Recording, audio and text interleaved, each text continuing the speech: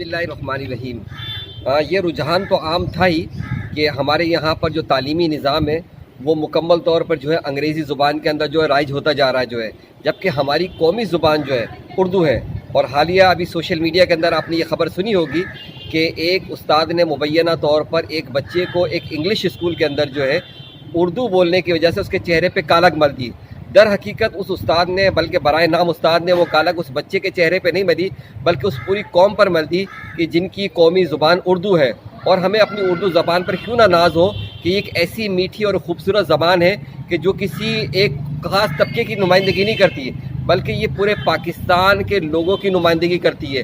और इतनी प्यारी, इतनी खूबसूरत, इतनी मीठी ज़बान मैं नहीं समझता कि जो है किसी और जगह पर हो। और इस वाक़े पर डायरेक्टरेट प्राइवेट स्कूल्स ने जो एक्शन लिया है और उस उस्ताद को जो उसकी नौकरी से फारिग कर दिया गया है, ये बहुत अच्छी बात की मज़म्मत भी करते हैं कि किसी भी इदारे के अंदर, चाहे वो इंग्लिश स्कूल ही क्यों ना हो, उर्दू की इस तरीके से तज़हीक नहीं होनी चाहिए, बल्कि उर्दू हमारी शनाख्त है। बल्कि मैं तो यही कहूँगा कि शहदो शक्कर से शीरी उर्दू ज़बान हमारी, शहदो शक्कर से शीरी उर्दू ज़बान हमारी, होती है जिसके बोलने से मीठी ज़बान हमारी। आपका बहुत बहुत शुक्रिया।